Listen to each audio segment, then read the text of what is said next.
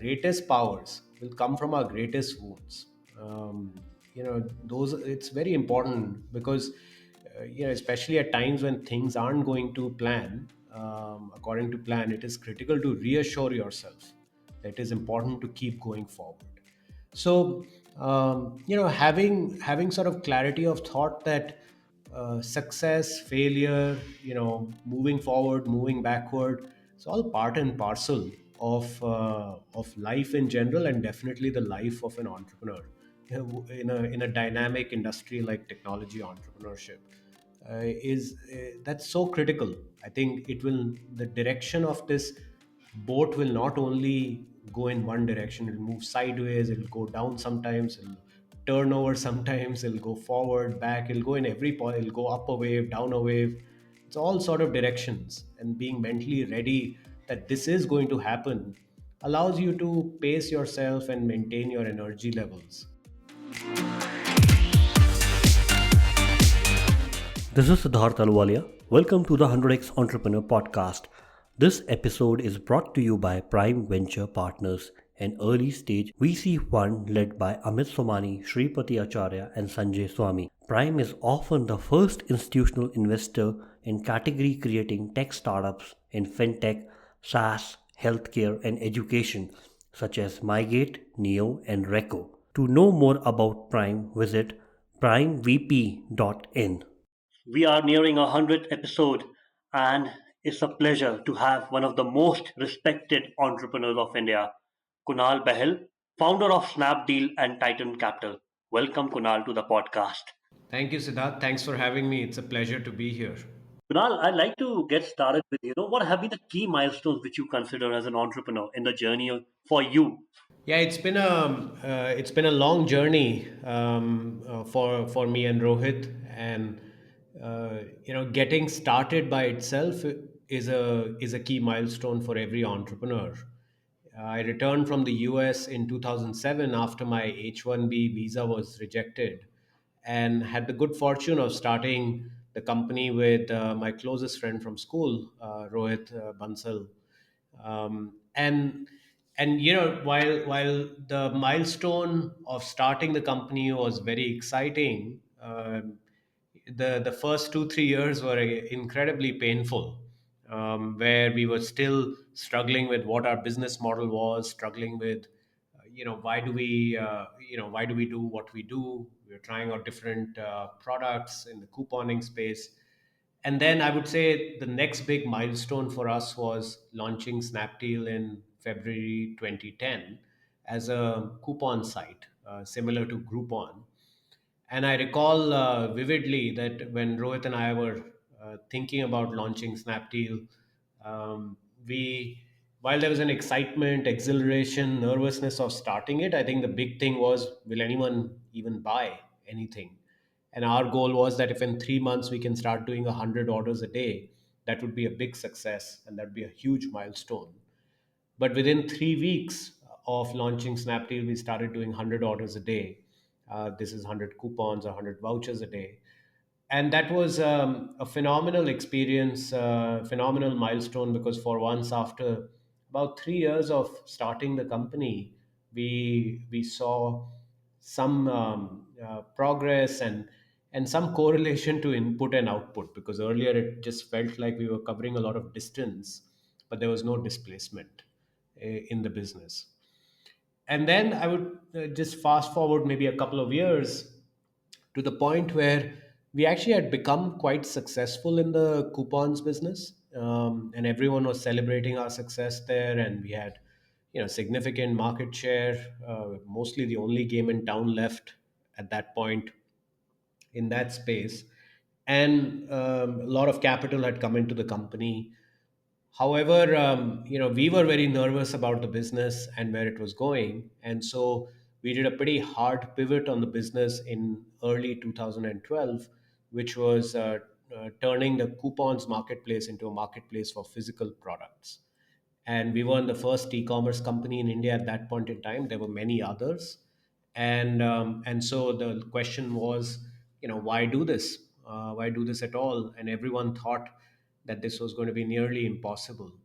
But over excruciating 18-month period, successfully pivoting the business was a huge milestone for our team.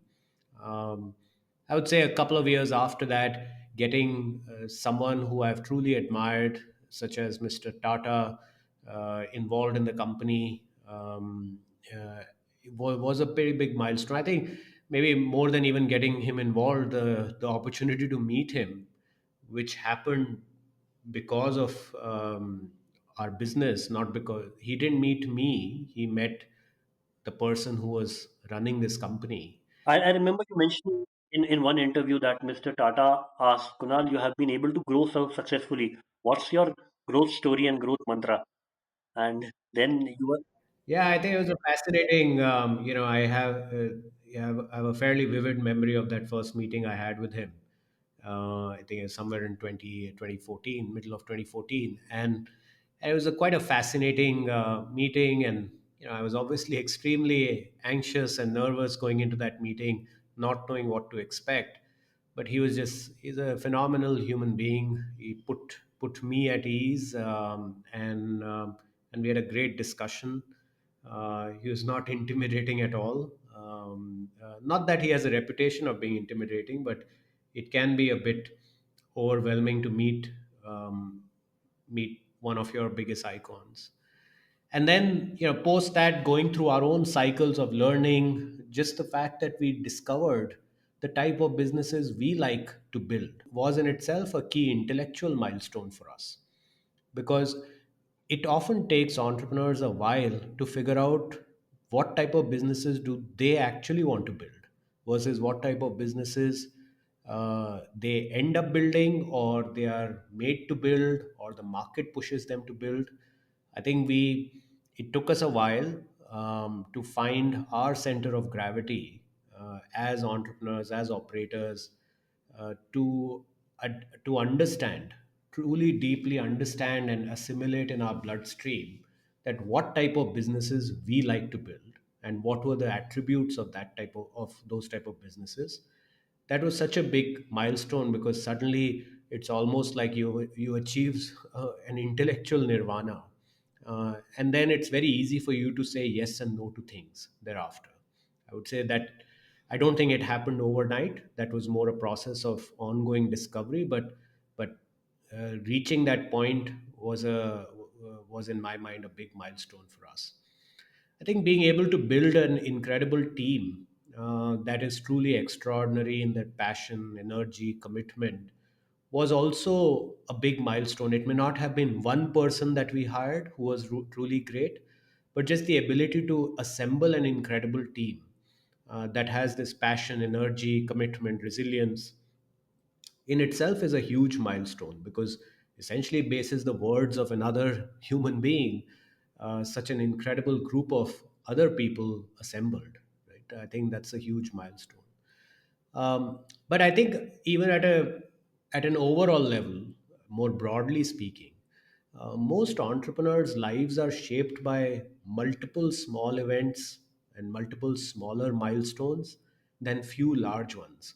We tend to associate, you may have noticed that I didn't point to any fundraise or any acquisition or any of those things as a milestone, because I just think those type of things give you pleasure, not happiness, and they are not really. I won't really call them milestones. People may have a different view from me, but I do feel that the vast majority of the milestones in an entrepreneur's journey are relatively small, modest, sometimes even unnoticeable ones. But they are milestones nonetheless. It can be something as simple as meeting someone really fascinating, hearing a great idea in a meeting, one of your teams delivering on a great vision that everyone thought was going to be very hard to pull off. I think those are the type of milestones that tend to at least be more memorable for me, and cause enduring happiness for me, than what potentially may be celebrated as milestones in the press. so Kunal, you almost seem to be in a state of flow as an entrepreneur. The path where you are on right now, like very comfortable with yourself. Is that through the or the journey of internal discovery where which got you here? Yeah, I think, I don't think I set out on a purposeful path to get to that point. However, having a purpose in life is also very important to keep your energy levels up, right? I think what has helped us, both me and Rohit, is that, we both share this view, very deep rooted view, that having a strong purpose in life is very important. Else you can get fatigued by all the burdens that are placed upon you, right? From potentially your family, your friends, the environment at large, and more importantly by yourself. So at least what, you talk about flow, and maybe that's a good way to put it. But I think of it as drive, right? Like what drives me is solving interesting problems every day, thinking of interesting opportunities, interacting with incredibly smart people, reading a lot, keeping my mind open to new ideas. I think those are the things that drive me, right? And those are the things that give me a purpose in life. Also, I think, at least in our society, I think it's changing a little bit, but I talk a lot about this, and I talk a lot about it far more openly than most do, and I do hope others also talk about challenges and failures more openly. It's not a sign of weakness; it's a sign of maturity. Challenges are also a great means to keep driving you forward in life, as they make you set up benchmarks in your own mind that you need to clear. There's a challenge that you're confronted with. You set a benchmark in your mind that I need to clear this. Challenges also give you a sense of purpose, right? They're not necessarily a bad thing always. And while exciting ideas and projects generate a drive in most people, um, and doing something really new and, that shiny new thing, it is also important uh, to remember that not fearing being wrong or failing is equally important to retain your drive, because there will, in any entrepreneur's journey, there'll be periods where everything will be going right and you feel that nothing can go wrong and everyone's celebrating you. Friends, family, colleagues, employees, investors, media, like magazines, awards, everyone's celebrating you, right? But one should also remember that it's rare. At least I haven't met anyone who's very successful in life who hasn't had a tough patch, or hasn't had multiple tough patches, I should say. And hence also remembering that only the exciting positive stuff should not be the reason that you have drive in you, right, or you have purpose in you. It also, one must also remember that not fearing being wrong or failing is equally important. Else it's very easy to lose your drive. I feel people judge you anyways. So, irrespective of whether you're successful or not, I think people judge you anyway. So, why bother what they think? We can't be everything to everyone and yet be true to ourselves. So, and also realizing that our greatest powers will come from our greatest wounds. Those, it's very important because, especially at times when things aren't going to plan, according to plan, it is critical to reassure yourself that it is important to keep going forward. So, having sort of clarity of thought that success, failure, moving forward, moving backward, it's all part and parcel of life in general, and definitely the life of an entrepreneur in a dynamic industry like technology entrepreneurship. Is That's so critical. I think it will, the direction of this boat will not only go in one direction, it'll move sideways, it'll go down sometimes, it'll turn over sometimes, it'll go forward, back, it'll go in every point, it'll go up a wave, down a wave. It's all sort of directions, and being mentally ready that this is going to happen allows you to pace yourself and maintain your energy levels, and your optimism and positivity as you go through this. It is said that teaches you most about life than anything else. And what would like to understand, Kunal, from you is been in 2007 you started, is 2020 is 13 years. You talked about purpose, you talked about drive, but what has been, uh, the reason behind the persistence and patience? A combination of these, that 13 years as an entrepreneur, you are more wise, but still as excited to build business as on the day one. Yes, I've been asked this question very often that, how do you still keep yourself going? On a daily basis, I would meet, or many times a week, I would meet really energetic, bright, incredibly hardworking 25-year-olds, 28-year-olds. I'm maybe 9, 10 years younger than me, who I can see why they have so much drive, because they're starting something new. They want to change the status quo in a particular industry, or they want to introduce a new product, or change, bring efficiency to a particular market. And I can see why they are so excited. And hence, I can understand why folks may ask a question that, it's been 10 years you've been running an e-commerce company. How do you keep yourself motivated? And avoid the monotony? It's a question that I get asked more often than you think, and I think it's partly to the point I was making earlier that it's very easy for folks who don't approach building a business as a constellation of interesting problems, opportunities, interactions and relationship building with smart people. My sense is, even 1 year is too long for them to probably stay interested in an opportunity. So I don't think it's a function of, is 10 years too long or is 5 years too long. My sense is, if you have the right attitude, if you have the right approach, if you always believe in building forward momentum in your mind, in your life, in your business, you're going to see the positives in everything, and keep yourself engaged and interested. I think there is. I must also say that a big part of this is also having just an incredible co-founder. I don't think it would be possible to maintain one's energy levels, one's excitement, one's intellectual curiosities, one's ability to deal with challenges, if it weren't for a very high quality, but more importantly, uh, a co-founder who is almost like a soulmate. It'd be impossible to do that.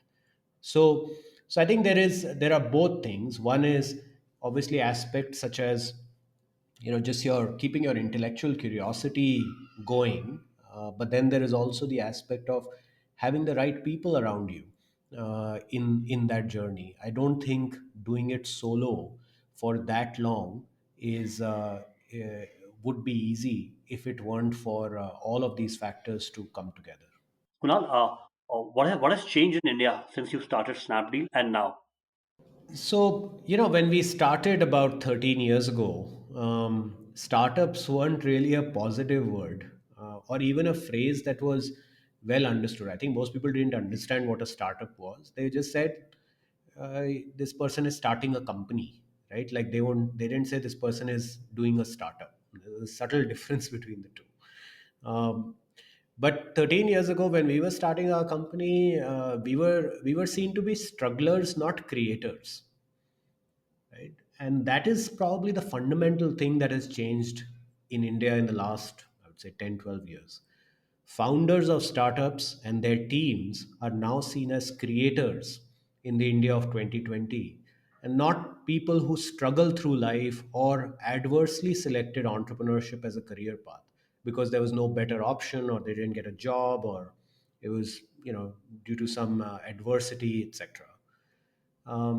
This mindset of startups are the creators, of this new India, or the India of 2020 and beyond, is such an incredibly positive association with our ecosystem and all its participants, entrepreneurs, the folks who work at these companies, the investors who invest in these companies, that which you can feel around you, right? Like when someone in your family does a startup, there is there is a there is a pause of awe for So that the talk in the person. family all around, positive talk. Yeah, there is a pause of awe for that person, of positivity, of everyone for a moment pauses and it flashes through this head. Oh, knowing this person who is a really talented person, maybe they can build a really large company. Maybe they'll build a company like the ones I've heard of in the press that have become so large and impactful and touch the lives of millions and millions of people. There is this picture in everyone's mind now that of what a startup can become and the impact it can create on our country if it works out. And when you hear of someone doing a startup in your friend circle, in your family, the first thing that goes through your mind now is not, oh, they will fail, or you don't brush it away anymore. The first thing actually that goes through your mind is, oh wow, if that works out, it could become like one of those big companies I've heard of that were nowhere to be found a few years ago, and in a few years they went from zero to impacting lives of millions of people in our country. That is such a it's a subtle point, but such an incredible shift that one has seen. You're right, Kunal. Whenever now a family member meets an entrepreneur in the family, so there's a thought that this person could be the Kunal Bahl, the Sachin Bansal, Bhavish Agarwal of tomorrow. So they don't dismiss him. So the support that one now sees in the ecosystem, whether it is from the investor network expanding massively, government leaders celebrating startups, a large base of very talented professionals and recent graduates preferring to work at startups than traditional companies, all of these are nothing short of tectonic plate shifts compared to when we started. I remember when we started, even convincing someone who was making 15,000 rupees a month selling credit cards and was between jobs, right? The person was not even in a job that we were convincing them to leave. The person was in between jobs. It was still a major challenge. Rohit and I our first office, if you could call it that, was the basement of a house in Delhi's furniture market, Mansarovar Garden, and it was an incredible challenge getting someone to even come and give an interview, let alone convincing them to join us. That has changed now. The best and the brightest talent in our country, whether they are just graduating from some college or they are working at some really great multinational company, everyone is dreaming about starting a company or joining a startup. There is not a single person I've met in the last few years who at some point or the other has not thought about doing something entrepreneurial of their own or joining someone's entrepreneurial journey. And that is just such an incredible and such a positive shift that has happened in our ecosystem. Also, I would say the entire early stage investment ecosystem has grown so massively. And I often say that the first money into startups is often the most important, given it determines whether the egg even hatches or not. When we were starting, someone had made an introduction to some investor who was a real Yeah. estate person who wanted to he had returned from the US and he wanted to back some startups or young guys looking to build companies back then. And after the meeting with that gentleman, Rohit and I thought that we had really convinced him, and he was like just nodding his head vigorously through the meeting. We thought we'll get our check, a first check from him. And at the end of the meeting, he says, "Look, I really like you guys. I think you guys will build something interesting.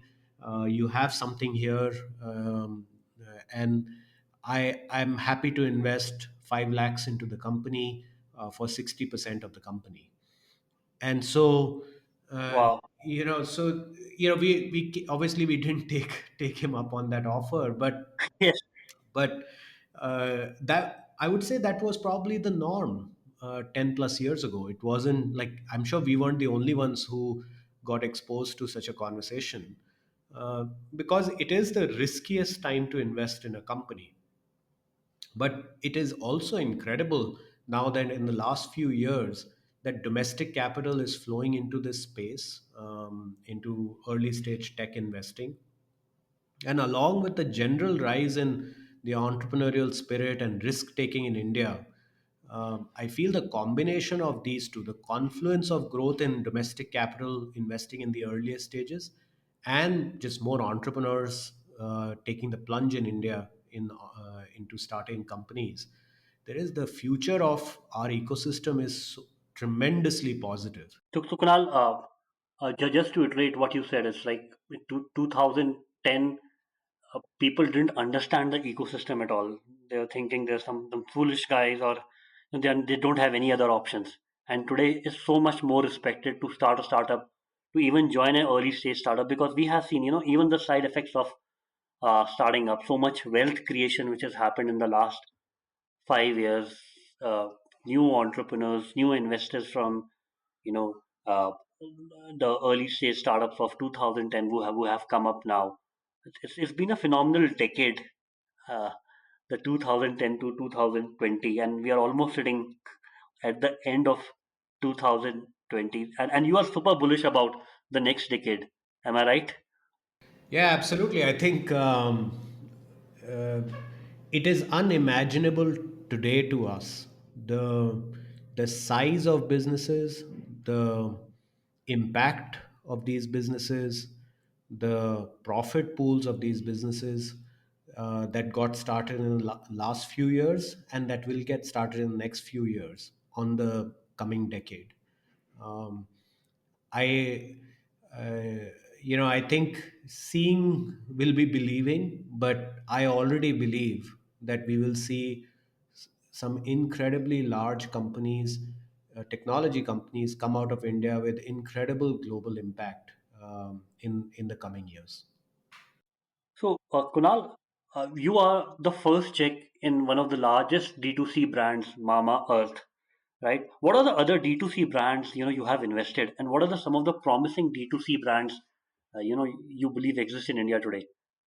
Yeah, I think we obviously are fairly active investors across categories of companies and sectors, etc. But direct to consumer is a category that we started investing in before it was called direct to consumer. I recall our first investment in that space was Beardo, which is a male grooming company. This is back in 2014 or 15. And back then it was a company that made male grooming products, and there was no tag associated to it, whether it's a direct to consumer brand or the new phrase around this is digitally native vertical brands. There were no tags attached to these things. We just felt there was a need.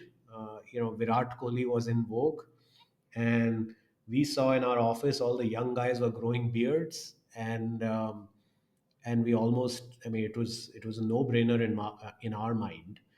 um, and from there on, I think, just from our learnings of obviously running our own e-commerce business, but also understanding in general that India is a highly underpenetrated market when it comes to brands. And our view was there'll be hundreds of more than $100 million each brands created over the coming 10, 20 years in our country. Consumers want newer brands, high quality brands that talk to them in their language and not through, somewhat unbelievable television advertising, right? I think the game has changed considerably. So it's a category that I think we had a natural affinity and inclination towards, and hence we've invested in probably 20 plus really high quality direct to consumer brands. As you said, we've all heard about the Mamaearth story. I mean, it's a fascinating story how we ended up making the investment. I mean, the brief version of that is I saw a bottle of Mamaearth shampoo about 3.5+ years ago in my daughter's shower. I asked my wife, "What is this? I've never heard of this. Why are we using an unheard of brand for our daughter who was at that point about less than 2 years old?" And my wife said that she had been looking for a more quote unquote safe brand for my daughter. And she had posted somewhere on some mom's group on Facebook. And she got like some 10, 15 responses, everyone saying Mama Earth, Mama Earth, including some of her friends who were also part of this group. So it clearly was not paid responses.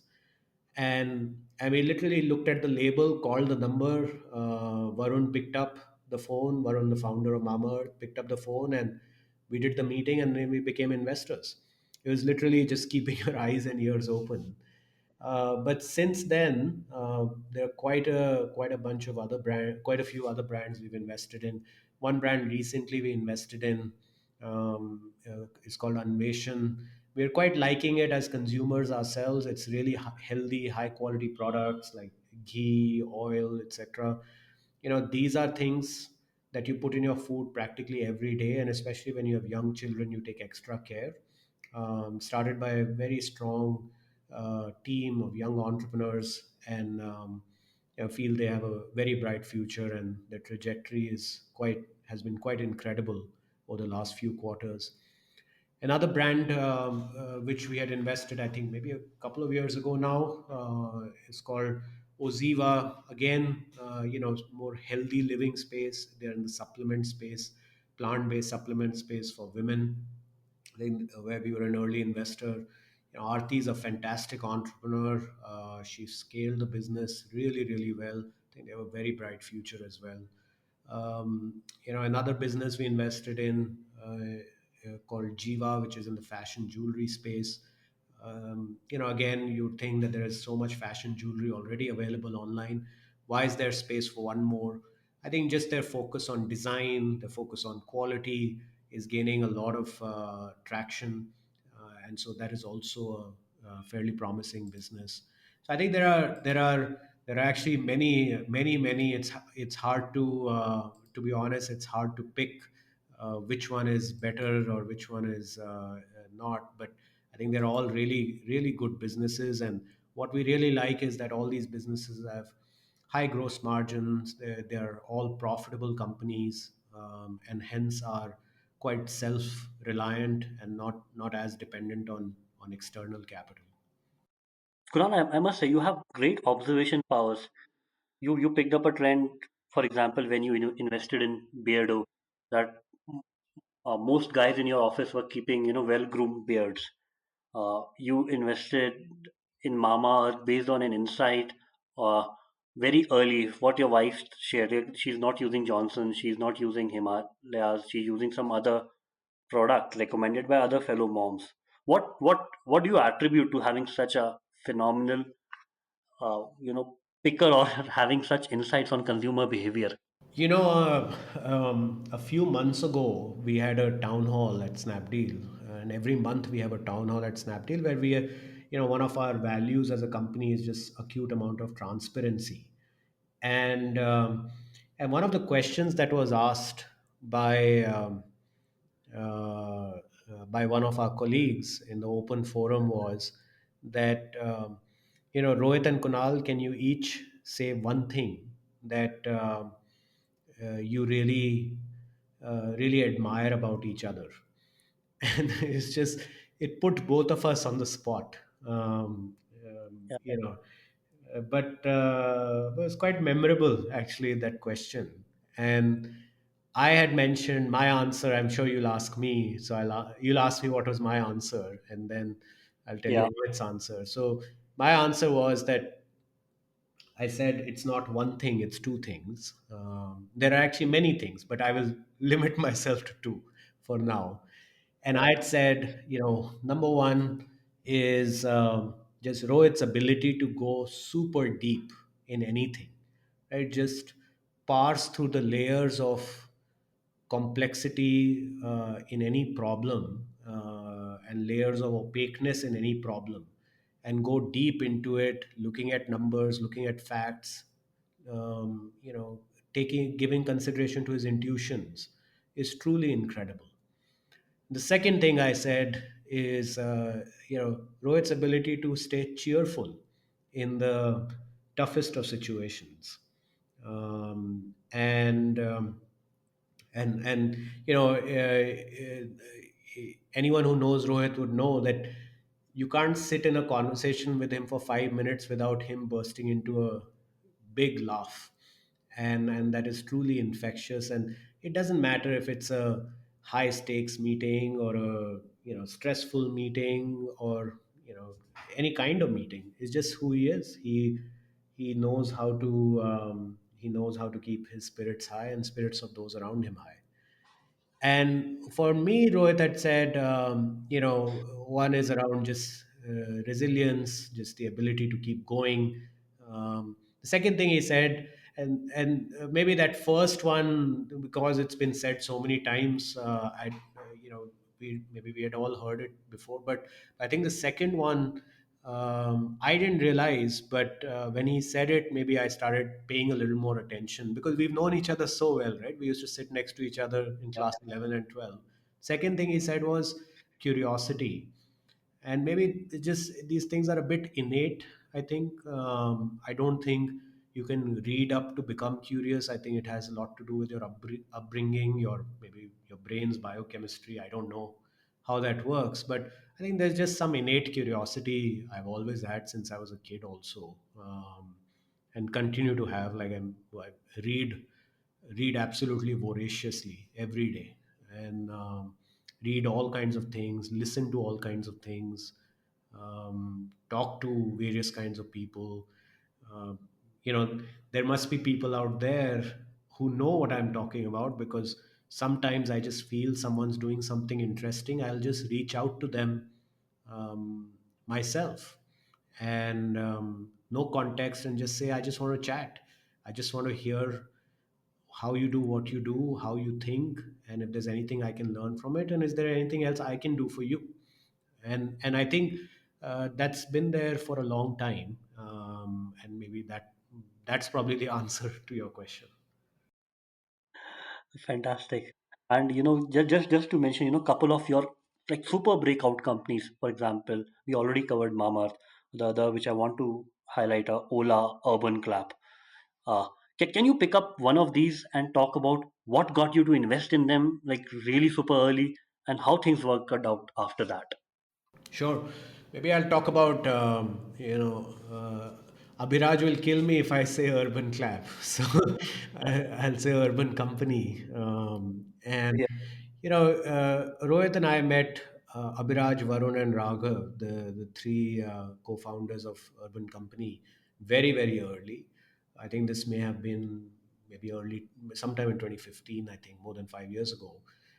They had just left their jobs or had returned to the US. Different. They were all in different places, and they were all considering various ideas, right? Pursue them together, but but various ideas. Like, for instance, they were considering putting screens at the back of seats of buses, intercity buses. Right, that was one idea they were pursuing. They were also pursuing, they have been thinking about like a marketplace for services as well. And by the way, this is something we do often, right? We'll just brainstorm with others, really smart entrepreneurs or aspiring entrepreneurs, about ideas, because this is what we find exciting to do, right? It's like you're being a very small part of creation of something that may eventually touch the lives of millions of people. I mean, that's such an incredible privilege, is how we see it. Right. So, given we ourselves back then and now were building a marketplace for physical products, we did believe that a marketplace for services would be of great value and service to the consumers.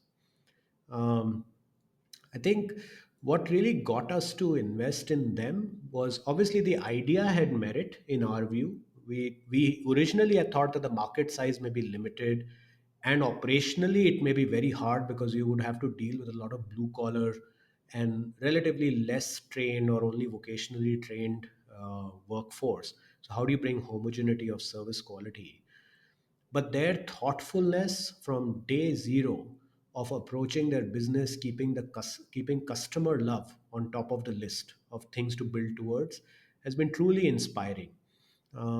As I said, in a particularly tough category to build an e-commerce company in. Right?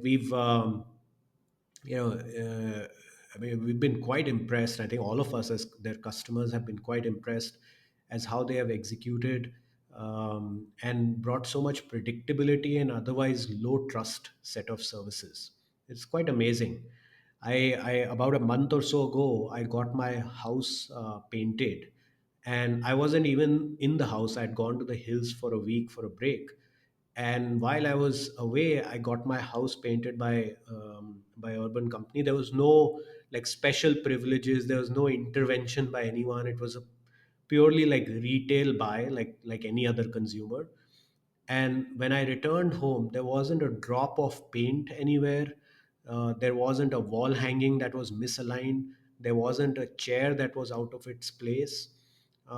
It was an incredible experience. Right? Like, when was the last time we ever, any of us, got our house painted without us being there in the house when it was getting painted? Right? That shows the type of trust and consumer love they've built in their service. And it's truly inspiring. I think inspiring for me, inspiring for anyone building a consumer service out there. I can imagine India has been said to be a low trust country, right? And it's quite a debate on Twitter that uh, uh, building for a low trust economy like India, and essentially rather than services, I would call them, a trust company where such as you mentioned, creating trust in a service category which has always been well, very considered that you have to sit on top of it to inspect it, even getting a plumbing done or getting a electrical job done. So Right, absolutely. that's everything. And you share some of these journeys from Mamaearth to Urban Club. But say in 2020, when an entrepreneur reaches out to you, uh, how do you evaluate investment even before product market fit? Because all these companies, when you got there, the product market fit was not there. Yeah, I think at the earliest stages, there is very limited information available, as you know. Yeah, There isn't one metric that usually would get us to commit. But at a meta level, I'll give you a more specific answer also. But yeah, at a meta yeah. level, businesses that tend to lack focus on a singular, very sharply defined problem statement tend to be tough for us to wrap our heads around. Um, you know, we've invested in now over 150 companies over the last 9 years. So I can say that, while good judgment comes from experience, where experience comes from bad judgment. Right? So we have made our share of bad judgments also in the past, which have given us experience, which hopefully we believe now gives us good judgment. um, so we are, look, broadly sector agnostic, right? So we've invested in everything from B2C marketplaces to B2B marketplaces to direct to consumer brands to fintech companies, computer vision, AI, and dozens of companies in SaaS. And mostly in India, but many in Southeast Asia and the US also now. Um, I think overall there are largely three big areas we tend to focus on. One is the team. We believe that this is arguably the most critical. What they have achieved in their personal, academic, entrepreneurial, professional lives. Can one point to success that they may have had, even if it is a small success, but some success where they created some impact, particularly in an unstructured or a completely new or blank slate environment. Also, can they inspire people around them? Can we visualize that few years down the road, can they be standing in front of 500 people in their company at a town hall and inspire all of them to pursue a common vision? um, we've interviewed thousands of people, met thousands of entrepreneurs over the last decade. I do believe that if an entrepreneur can, sort of mesmerize me in a meeting, they likely will be pretty successful in mesmerizing many others into joining hands with them. um, Being able to bring people on board your journey is such a critical element of being a successful entrepreneur, because in the beginning it's only that is all you will have. Most likely you won't have a product, you won't have revenues, you may not even have investors. The second thing is just the attractiveness or the potential of the space that they are going after. This is a tough one because at the earlier stages many of the spaces are very non-obvious, right? Like we were talking about urban company. A company like that didn't exist before them, right? So how do you even know whether this space is good enough or not, right? Stitching together a bunch of plumbers and electricians, it's not, I mean, it's hard to tell what that business looks like. So, however, I would say that the best entrepreneurs tend to be great at helping the early stage investors gaze into a crystal ball with them about what this business can become when it grows up. And I think that's a skill some of them have, and I can feel the tingling in my brain the moment I meet someone who I know knows how to make me gaze into the crystal ball with them. And it's actually a magical feeling in my view.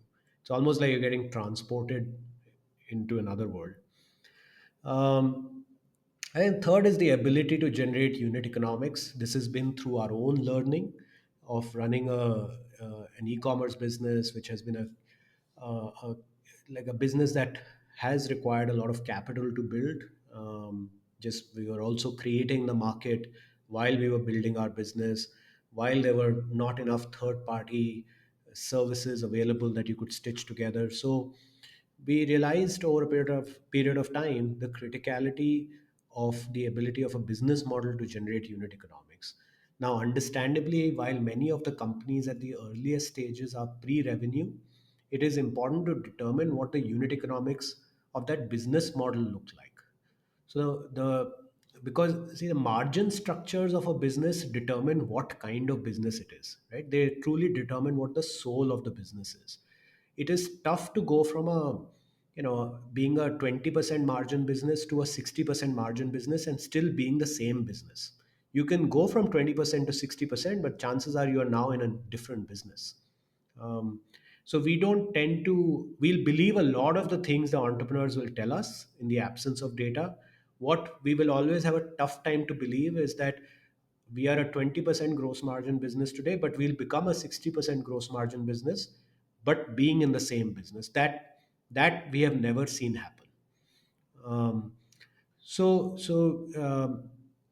and also because I think the how the unit economics break down for a business determine a lot of the decisions, actions, strategy, focus of time, bandwidth, the type of people a company hires. It determines everything in due course of how business should be built.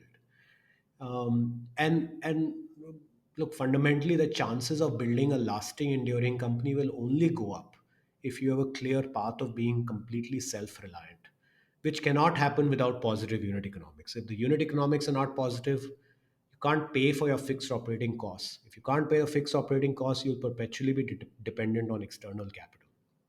So, in summary, the team, the size of the business opportunity, and the ability to generate unit economics while ensuring you're very focused on one high impact problem is probably what we would look for. And India has been considered a tough country to for internet businesses to break positive unit economics. So that's even uh, more hard for entrepreneurs to grasp. I think 2015, 2016 was a time when entrepreneurs could say that we'll fund this through the venture money. But as you mentioned, right, 2020, the story is not same, that they can't play this story out when they are pitching. What I find really, really amazing and positive in general is that Now that's probably because I've written some blog posts about how we think about investing on LinkedIn, etc. Yeah, And maybe entrepreneurs, when they come to meet us, they have read those, and so I think 9 out of 10 entrepreneurs I would meet, they would have a slide about unit economics when I would meet them, yeah. right? So now, whether that's because they are catering to an audience that is sensitive to unit economics, or because they have an innate belief in the importance of unit economics, either which way, I think it's a great trend. And Kunal, you started angel investing back in 2011, 2012. It was not an asset class then. Hardly I could count on my fingers like 40 to 50 angel investors, and only active 10 to 15 among them. You were one of among them. What was the purpose of starting, like, back then? It's almost a decade ago. Yeah, I think, look, when we started seeing a little bit of entrepreneurial success of our own, some media stories started coming about our business, about us. Um, Entrepreneurs in general started reaching out to us for mentorship. Some of them were introduced to us by others in the ecosystem, and a few of those discussions turned into investment discussions. So we started investing in 2011, and for a few years it was primarily us reacting to inbounds as much as we could, right? Like whatever our time bandwidth allowed. Over a period of time, things snowballed a little bit, and we realized that Rohit and I just don't have the time to screen and review the hundreds of inbound emails we were getting every month. A combination of cold reach outs by entrepreneurs, introductions by people we know, venture capitalists introducing entrepreneurs who they thought were promising but too early for them, or maybe in some cases companies they were investing in and they wanted us to join the round, which happens often. So we set up a team a few years ago, which is now the driving force behind Titan Capital. But fundamentally, I think, like Rohit and I think of ourselves as entrepreneurs, not as investors. And our Yeah. motivation is to help entrepreneurs, right? And maybe that's why entrepreneurs like working with us, because we bring that empathy because of our own journey and the many twists and turns along the way. When we were starting, there wasn't much of an ecosystem to support entrepreneurs, as I'd mentioned earlier. Even the VCs were figuring out, how to help these early stage. This good team sounds interesting, the space, but we'll give them the capital, but what next? Because many, they themselves hadn't had enough experience with investing in India. I think venture capital, really, most of the first generation funds, the first funds of most of the existing VCs in the market are the 2006 2007 vintage, right? So they also didn't have a they hadn't seen full cycles. Now they've seen 2 3 cycles, so that's good. But things have changed a lot in last 10 12 years. um, and just our own experiences of growth, challenges, opportunities of all kinds have, I think, lent us to have the experience, judgment, skills, network to help companies. And whether it is finding product market fit, retaining talent, replacing talent in some cases, raising funds, or having difficult conversations with shareholders or board members, you know while we are also still learning as entrepreneurs, many of the challenges that entrepreneurs run into have been faced by us at some point or the other, in either our own business or in a business we've been involved in. And for us, investing behind these entrepreneurs, while yeah, we would want it to be a commercially viable activity for us to continue it into perpetuity, but it is also very much a paid forward for us, where we do believe this is our way of giving back to the ecosystem. um, eh, I don't want to mistake it as charity. It is not charity.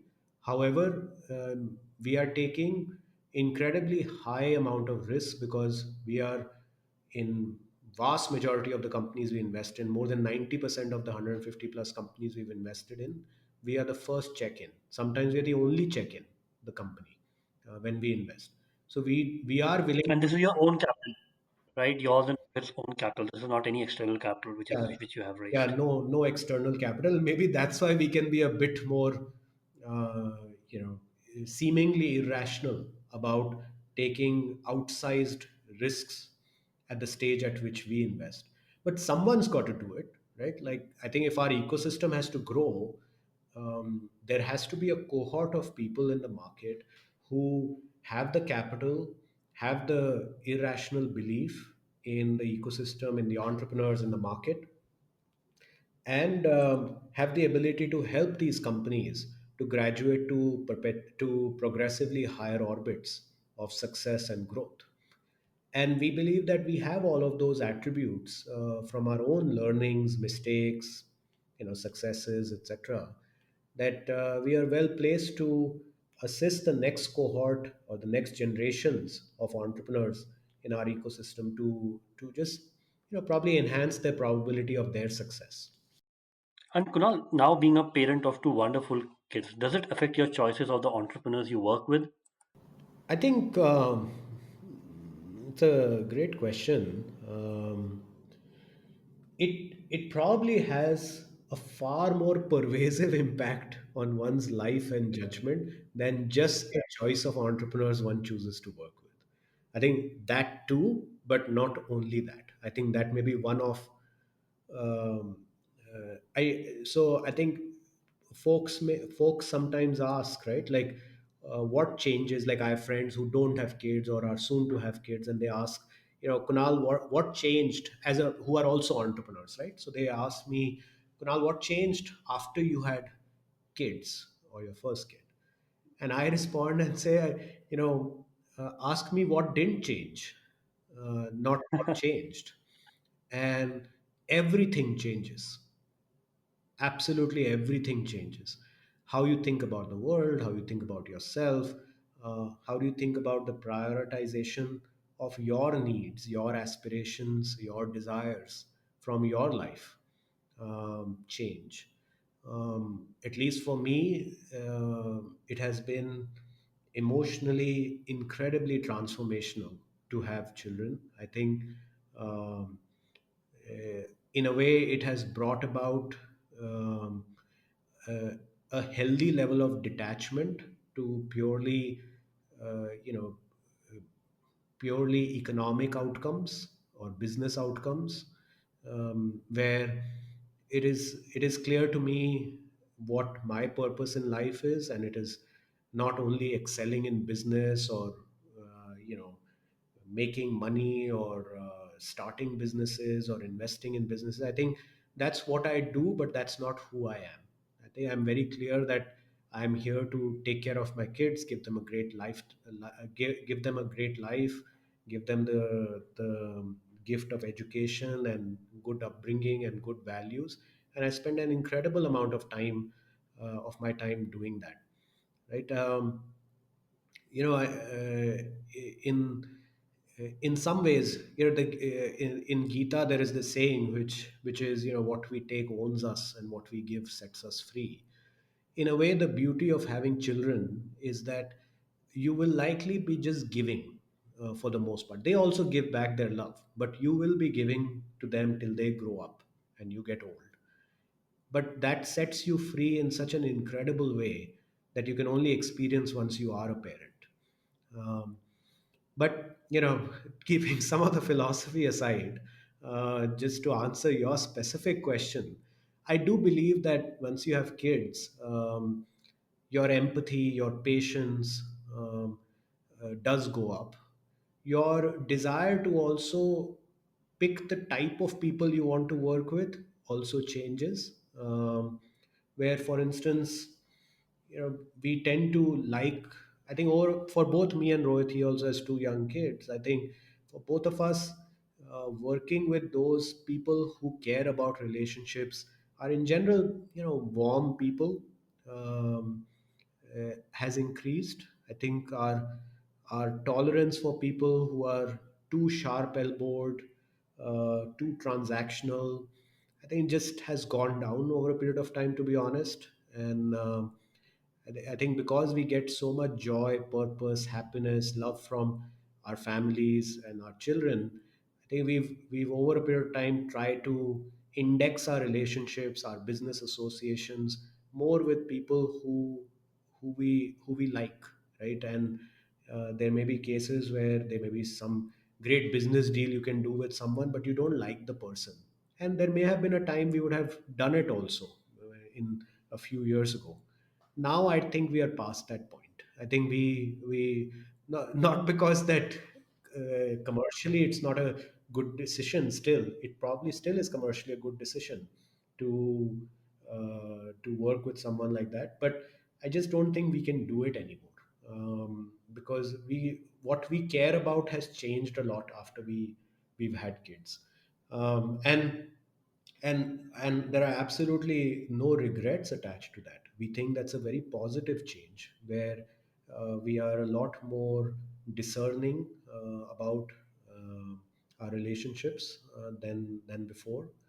And also, what is really positive is that we have become a lot more empathetic and patient with our colleagues, with our business partners, with the entrepreneurs we have supported.